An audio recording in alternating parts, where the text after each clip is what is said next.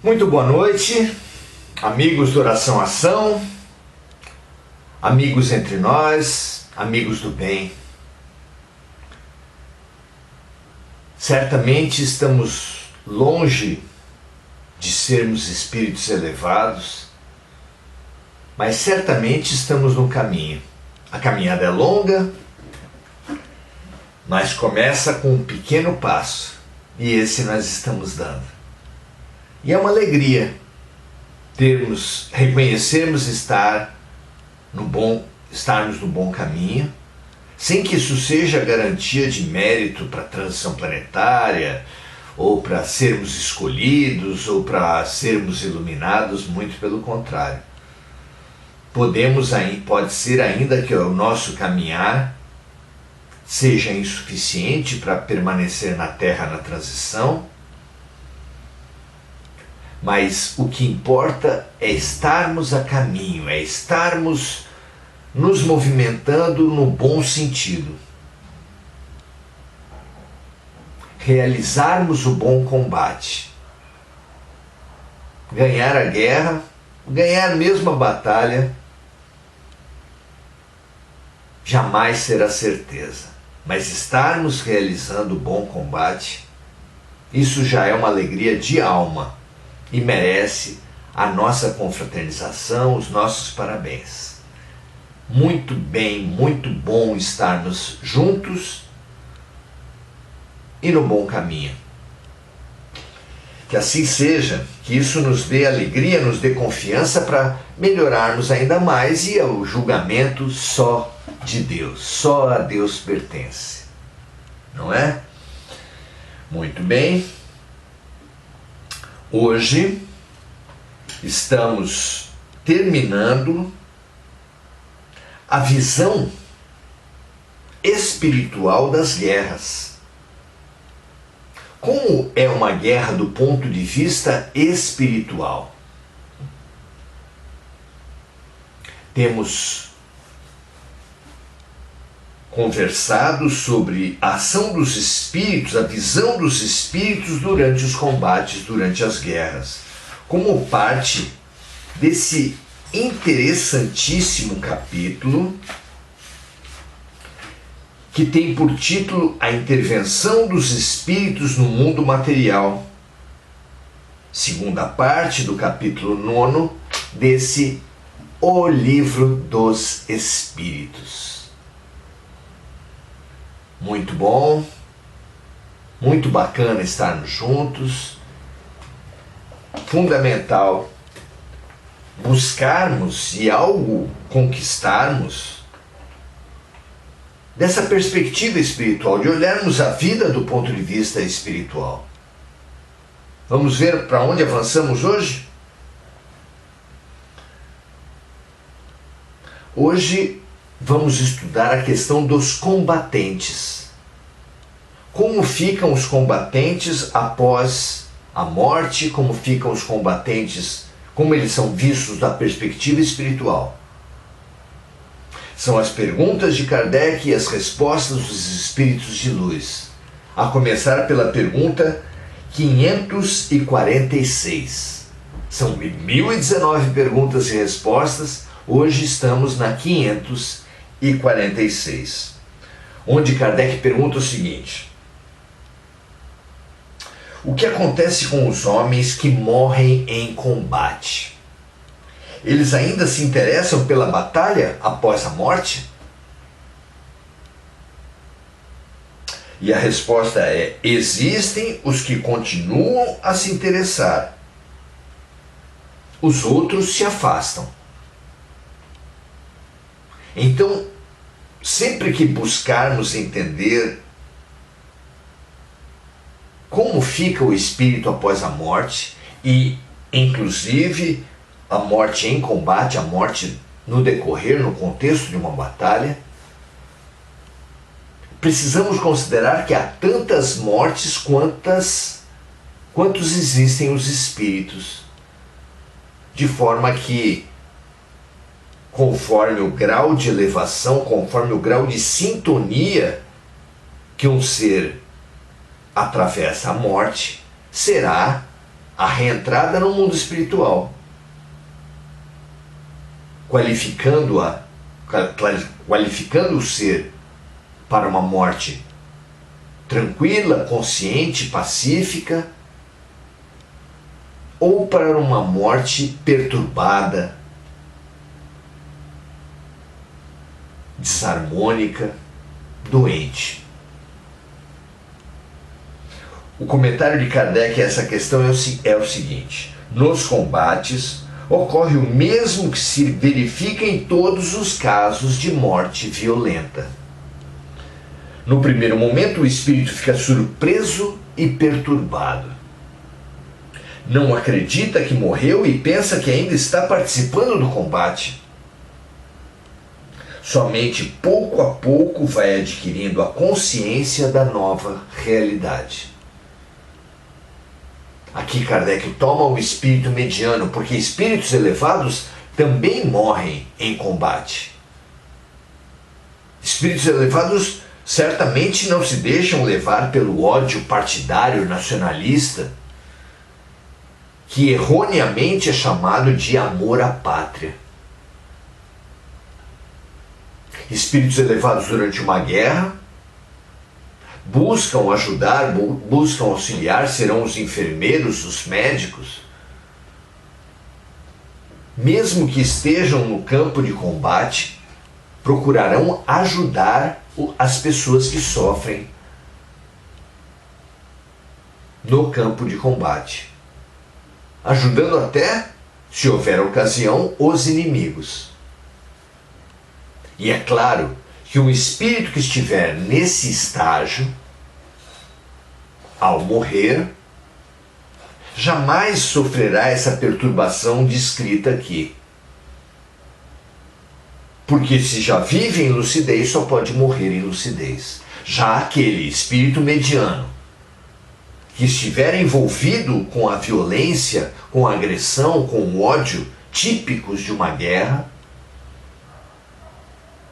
ao morrer, continuará nessa mesma vibração, sem sequer consciência de que passou ao plano espiritual, e buscará reagir, agir, agredir, defender-se, como se ainda estivesse vivo, como se ainda estivesse de posse do seu corpo no campo de batalha.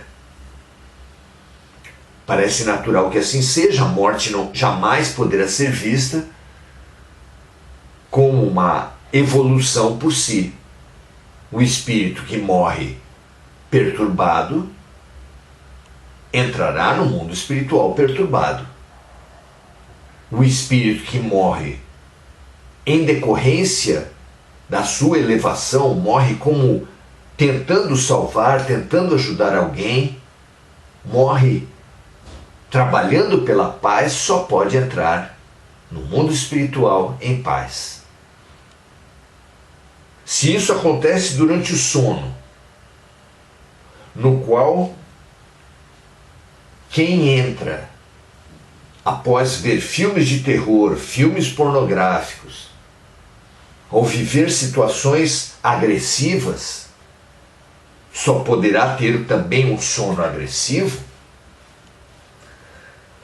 Se já no sono, quem, ao contrário, tiver boas leituras, ouvir boas músicas, ou mesmo filmes tranquilos e que elevem a sua alma, só poderá ter um sono tranquilo, na morte será ainda mais assim. Os momentos que antecederem a morte, se o espírito estiver em paz, em harmonia, terá uma reentrada muito mais harmônica. Claro que ainda será mais harmônica se a vida toda tiver sido uma vida de busca espiritual positiva e harmônica. Mas especialmente os últimos momentos são definidores de como ele entrará no mundo espiritual. A vida toda definirá para onde ele irá. Mas a reentrada, A condição imediata que se vive após a morte depende da condição em que se estava, em que se viveu no momento que antecede a morte. Por isso, há tantas mortes quanto há espíritos diferentes. É sempre a lei de sintonia, o semelhante atrai semelhante, a vibração da mente moldando a realidade do espírito. Questão 547. Os espíritos que em vida combatiam entre si, após a morte ainda continuam inimigos? Continuam com os ânimos acirrados uns contra os outros? O que vocês acham? Logo após desencarnar, respondem os espíritos a Kardec, em um combate, o espírito nunca está calmo. Se ele está no meio da guerra, naquele clima, seriam honrosíssimas e raríssimas as exceções dos heróis verdadeiros, dos servidores verdadeiros, porque herói para o mundo é aquele que mata mais gente. Herói para o mundo é aquele que leva o seu exército à vitória. E herói para Deus é aquele que pratica o bem numa condição de batalha. E convenhamos, isso é muito raro. Então, logo após desencarnar em um combate, o espírito nunca está calmo. O espírito mediano nunca está calmo. Assim, nos primeiros instantes após a morte, pode ainda procurar seus inimigos e até mesmo persegui-los. Porém, quando se acalma e retorna à razão, percebe que a sua animosidade não faz mais sentido. Entretanto, o espírito pode guardar do combate alguns resquícios de rancor, mais ou menos forte, conforme o seu caráter, diríamos nós, conforme a sua elevação. Bastante lógico, bastante coerente que assim seja, não é? A pátria espiritual, o mundo espiritual é um mundo da mente. A qualidade da vida no mundo espiritual depende do grau de vibração, do grau de elevação da mente. Questão número 547A. Kardec pergunta assim: após o desencarne, os combatentes ainda continuam a ouvir os ruídos das armas, as bombas, as metralhadoras, os mísseis? A resposta é sim, perfeitamente. Questão 548, a última do estudo de hoje. Kardec pergunta assim: um espírito desencarnado que assiste calmamente a um combate, pode vir um momento em que a alma daquele que morreu se separa do corpo físico? Como esse fenômeno se apresenta para ele? E a resposta vem assim: existem poucas mortes verdadeiramente instantâneas. Na maioria dos casos, o espírito cujo corpo acaba de ser mortalmente ferido não tem consciência imediata do que lhe aconteceu. Somente quando começa a recobrar a consciência é que o espírito assistente poderá distinguir o espírito ferido mover-se ao lado do cadáver. Somente quando o espírito recém-desencarnado recobra a consciência. Isso parece tão natural ao espírito que assiste ao combate que a visão do corpo morto não lhe causa nenhuma sensação desagradável. A essência da vida está toda no espírito que acaba de desencarnar e não no corpo ferido.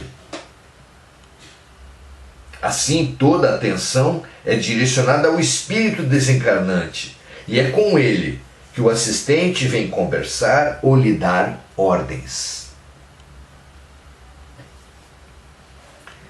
Como bem descrito no filme Nosso Lar, mas que fica ainda mais claro no livro,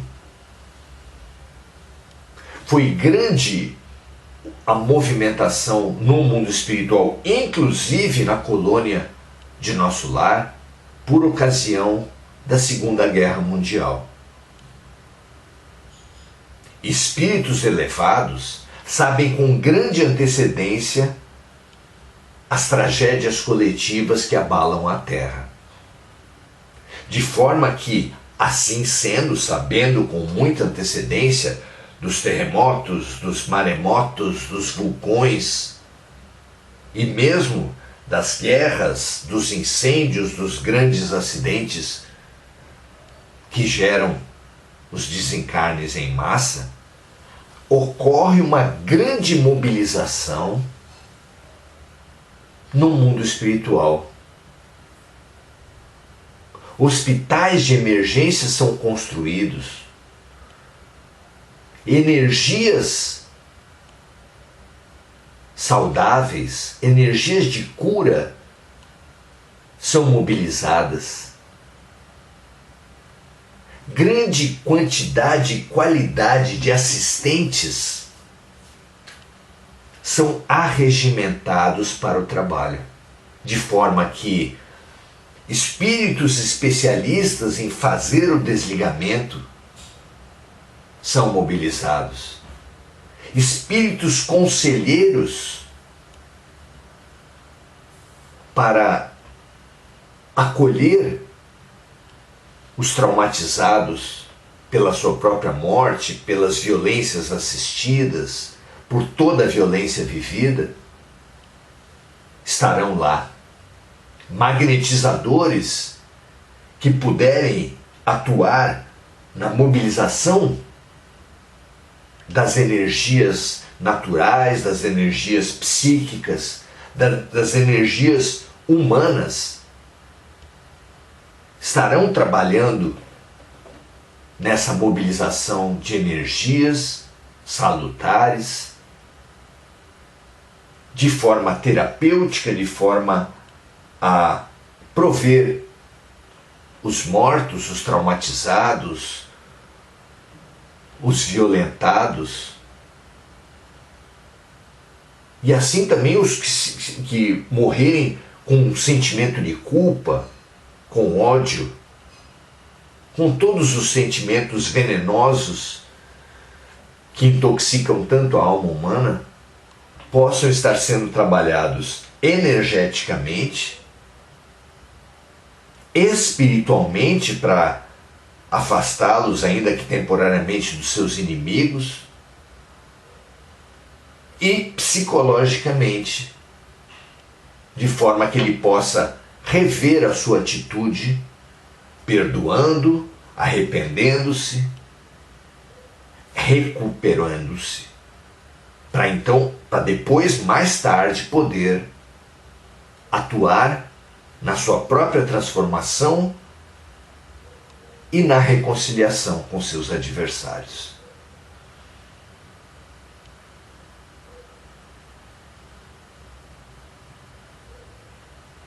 Toda a atenção é direcionada ao espírito desencarnante, e é com ele que o assistente vem conversar ou lhe dar ordens.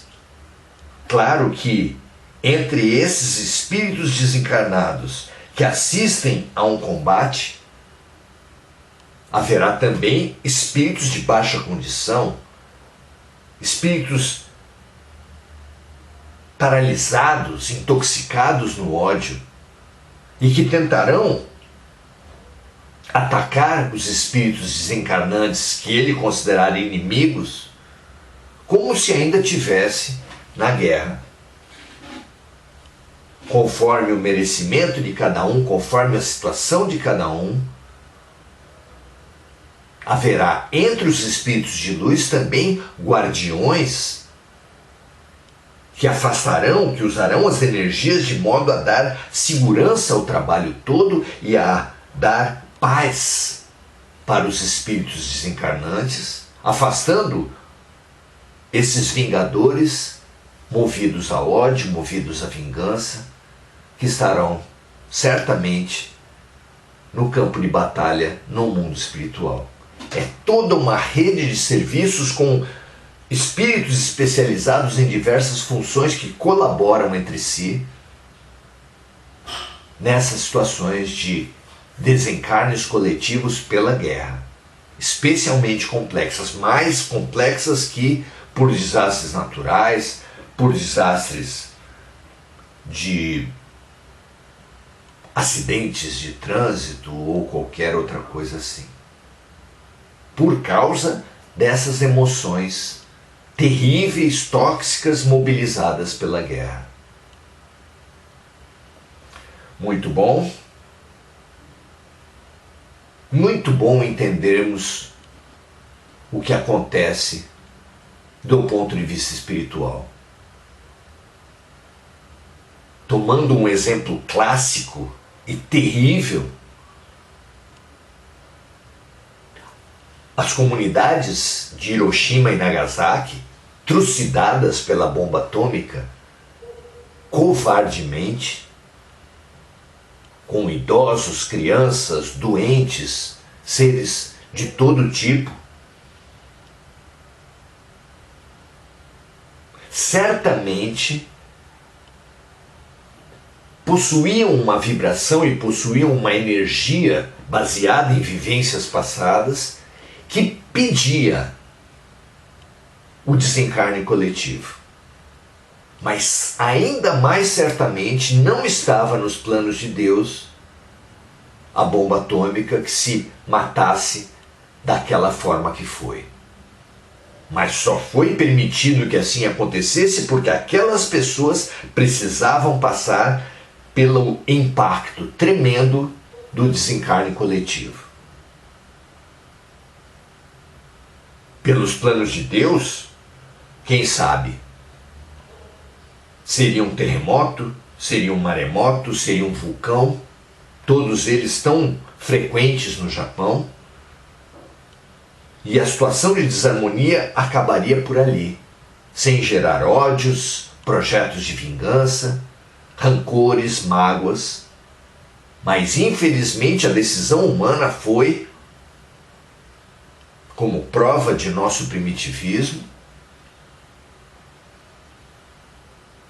que esse chacoalhão fosse dado através de uma enorme violência, gerando sim mágoas, ódios, projetos de vingança, que amarram os espíritos agressores e agredidos por diversas vidas na sequência. O projeto de Deus, então, era que o chacoalhão, o grande desencarne coletivo, acontecesse de uma forma a não gerar ódio, não gerar karma. Mas a opção dos seres humanos, infelizmente, dessa vez, como em tantas outras vezes, tem sido pelo ódio, pelo karma. E assim prosseguem, assim multiplicam os sofrimentos por várias vidas em sequência, alternando-se num círculo de vinganças mútuas que faz os espíritos, as coletividades se alternarem na posição de vingadores e vingados. É muito triste que seja assim.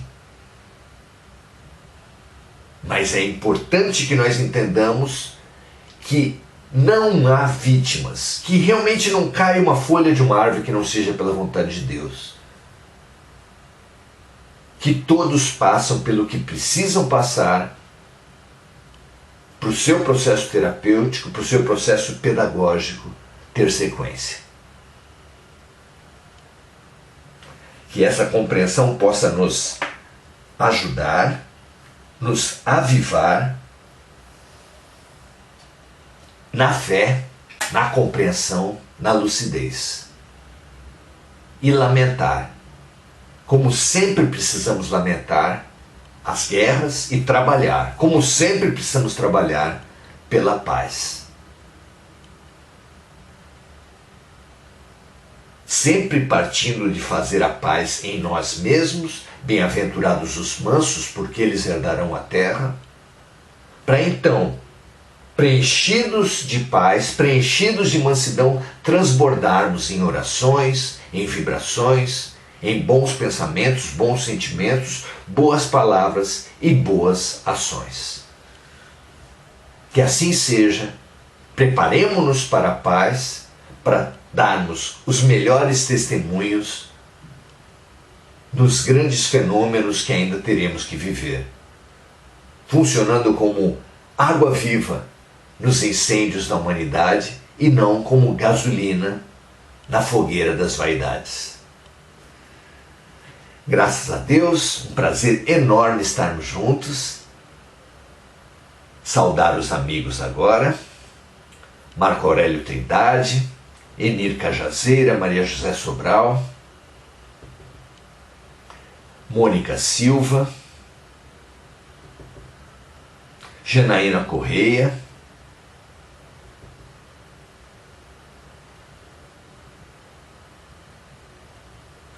muito bom, Janaína, retomarmos, façam isso, façam como a Janaína, tenham o livro dos Espíritos, acompanhem, façam a leitura. A nosso aqui nunca esgotará a riqueza enorme desse livro, mas é apenas um incentivo. Muito boa noite, Mari Pereira, Ana Afonso.